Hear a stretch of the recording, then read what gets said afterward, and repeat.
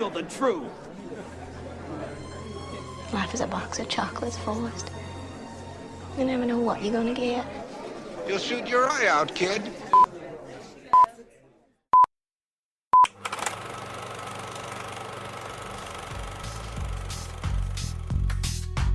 In today's day and age, it has become so much easier for people to express themselves creatively through filmmaking, songwriting, and photography, to name a few. However, this creative accessibility comes with its own set of challenges as well. Because there are so many people in creative fields, young artists often struggle to find their own original sound, style, or shtick to stand out from competitors. These imaginative people also struggle to get their foot in the door. According to an article titled "Percentage of People Who Are Artistic Who Actually Make Money from Art," the success rate for musicians is 0.00002%. In addition to that statistic, what if you're starting from nothing? What if you're a student trying to take a shot in the industry? How would you be able to be successful? Hello everyone, I'm Megan Steckler alongside Tevin Howell for Rowan Radio 89.7 WGLS FM, and this is Underground Creators.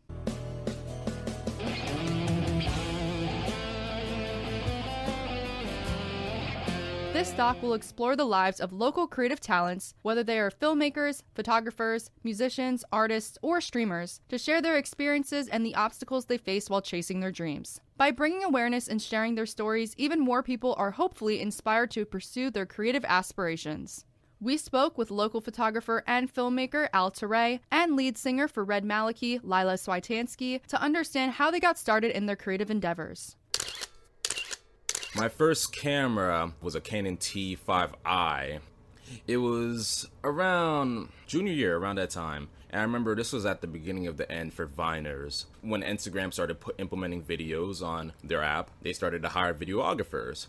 And I was just fascinated with the amount of creativity that videographers can do and how they can pretty much tell a story or just even deliver their punchlines with the technology that they have. Now, when I first got my Canon T5i, I was just taking pictures of cars, my shoes, anything just looked cool, I guess. Not aesthetically pleasing, but just cool. Yeah, just practicing. I knew when I first held that camera, that Canon T5i, it was just, I knew I wanted to do this one.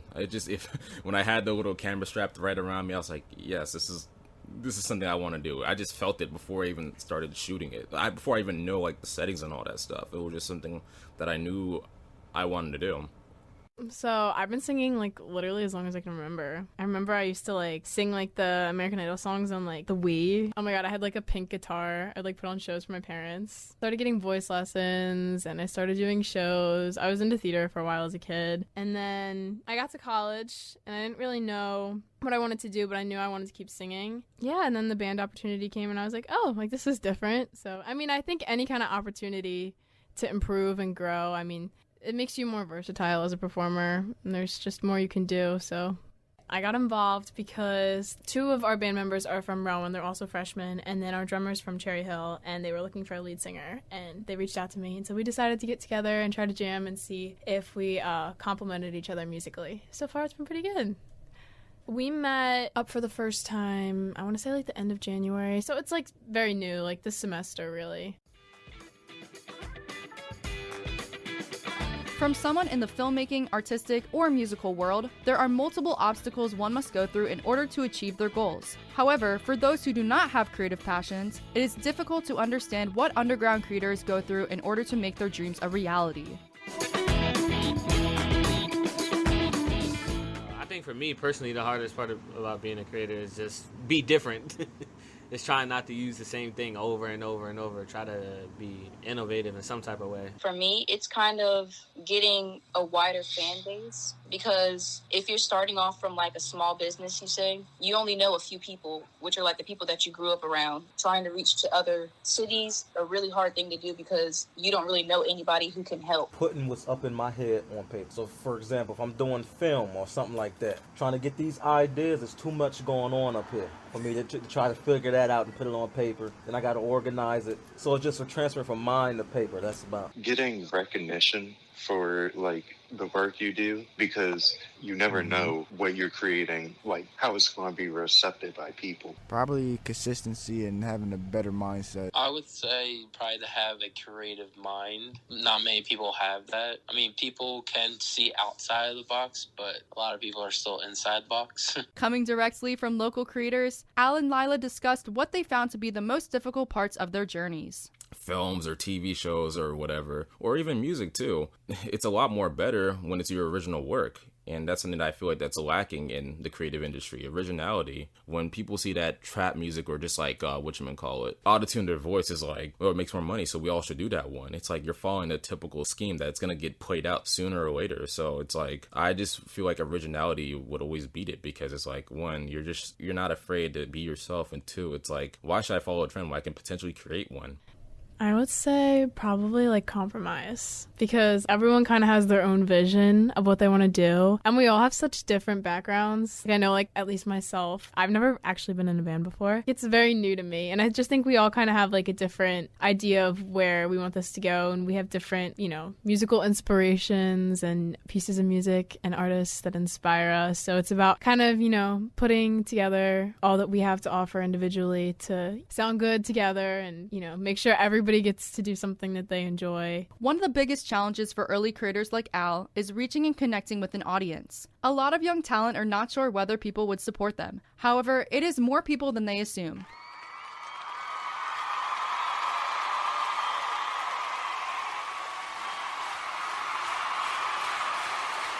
I probably would go because I really like the atmosphere of concerts, and even if I don't know the artist, just getting to go with like a group of friends is like so much fun. So if I didn't know anyone in the band, I didn't like their music, definitely not. But if I liked their music or if I knew someone, then probably yeah. Yeah, I'd definitely go. There's always a bunch of like open mics around here, and tickets are always cheap for those things, so I definitely go. I would say it depends on the genre. Like if it was rock or specifically alternative rock, which is my favorite genre, I would definitely go. But if it was something like country or rap, that's not really my type of music, and I would probably skip out. I would go depending on the music, if it was a type of music I liked, if it was a band I liked playing, and like depending on how much it costs. I absolutely would. I'm a big advocate for music. I grew up around music my whole life, so I would definitely want to get a taste of what's around here. I was involved in the local bands like around my house, and so it'd be interesting to see what the local bands are like around here. I know the Philly atmosphere is definitely way different from the New York City influenced areas, so that'd be fascinating to me, yeah. Heck yeah, sure, why not? Like, if I got a group of friends to go, then yeah, I like music, so why not? What's the harm in going? A creative's first artistic pursuit lays the groundwork for the rest of their career. It is their first impression on potential fans. For some, it could be a highly stressful experience, while for others, they may feel more prepared to face an audience. I wouldn't say it's a photo shoot. I guess it's more like I would say a gig, unpaid gig, to be honest with you. But I remember it was senior year. It was our first home game, I believe. Yeah. It was our first home game.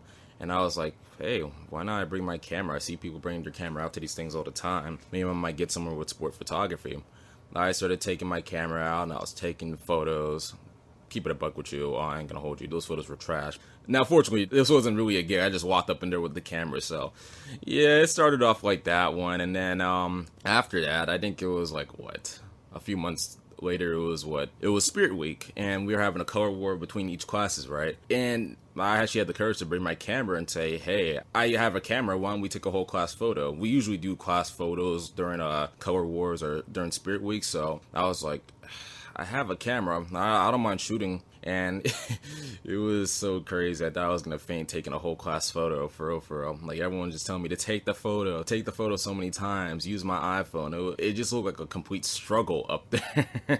And then, ironically, my next class was a photography class. But yeah, I was editing the photos off there, and when I sent it out to it was our TC class of 2017 Twitter page. I sent it out there. They were actually impressed by it. And I was like, well, thank you. Like, I never really expected it to be that big. Looking at it now, I mean, I'm surprised everyone likes it. But yeah, it came out pretty good. So that's what made me want to like go further with photography and just learn more about it and get better at it. So Okay, so that was the Battle of the Bands. And so I was kind of nervous because I'd never done anything like that before. And I was also like the only like girl in the competition. I think there was one other piano player in one of the other bands that was a girl. I was also the only person that was just singing, like wasn't playing an instrument and singing. Like I was the only like lead singer there. So I was kind of nervous. And we were at the back end of the set list. So like, I don't know. I kind of like going last because like the adrenaline, I feel like always makes me do better. But so then we got up on the stage and I was pretty nervous, but I was like, nah, I got this. Then, yeah, we just did it and it was so fun. I mean, the biggest thing for me is like when I'm on stage, is just have a good time. If you mess up, it's whatever. Most of the time, people won't even notice. You know you're talented. You know you deserve to be there. You worked hard. You practiced. You got this.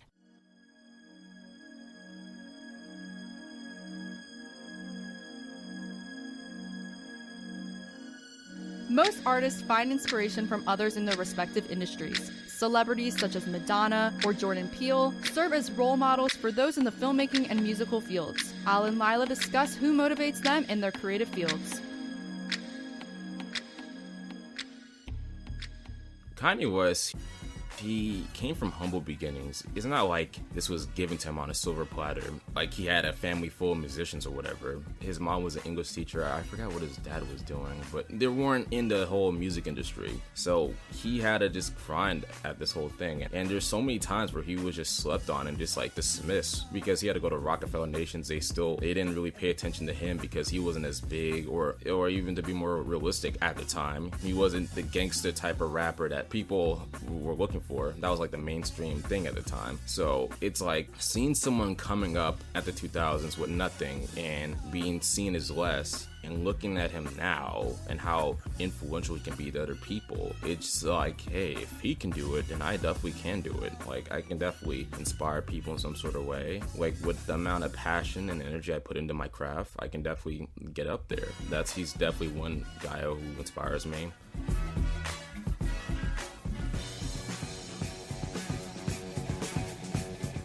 The root of like my musical inspiration was like I was like raised on classic rock. I love like Led Zeppelin, Journey, Stevie Nicks, Fleetwood Mac, all that like very classic stuff. Another huge inspiration to me as a songwriter, I love Taylor Swift. And I'll write your name. I think that she is incredible. She is a great songwriter and she's an amazing performer. I also like a lot of other female songwriters. I like Olivia Rodrigo. I like Maisie Peters, other girls that write and sing, and I also like Leah Michelle a lot. She has a really good voice. I don't know, I'm like a belter, so any big like belter, yeah, pretty much. Many musicians and creative talents question throughout their careers whether to pursue these aspirations long term. One major factor could be income. According to a blog article titled, "How Much Do Musicians Actually Earn?" In summary, the average working musician earns $35,300 USD gross revenue annually from their music career, counting income from a variety of sources. With that in mind, it could be a turnoff for people to pursue a creative field if the money is not there. However, other people may have other dreams and careers in mind. Al and Lila talk about their future plans. So I want to make my own production company just because I want to be able to make work where it's just my own type of style and hopefully bring people in and allow them to make their own work that's their own style. Yeah, we will follow some type of analytics saying, okay, we should probably incorporate some of this one just because it makes money or whatever. But ultimately, I want people to be able to express themselves and not having to follow a trend or the norm of stuff. You know what I mean? So that's ultimately what I want to do, have my own production company. I definitely see being in a band as more of like an on the side thing, just, you know, for fun. But yeah, I'm not a music major. I'm a political science major right now. I think I'm going to minor in journalism. I don't know. So I'm definitely like, I know how to command the attention of a room, which I feel like is really good for a lead singer. I mean, whatever happens, happens. You never know. So.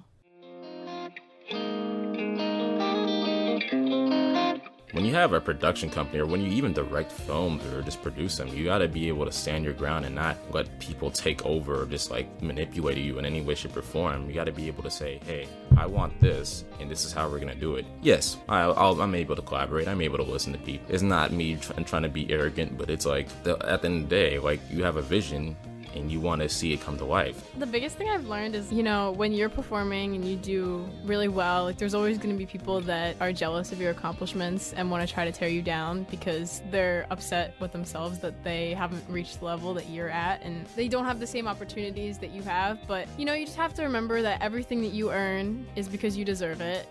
Brush off what anyone else says because it's not worth it.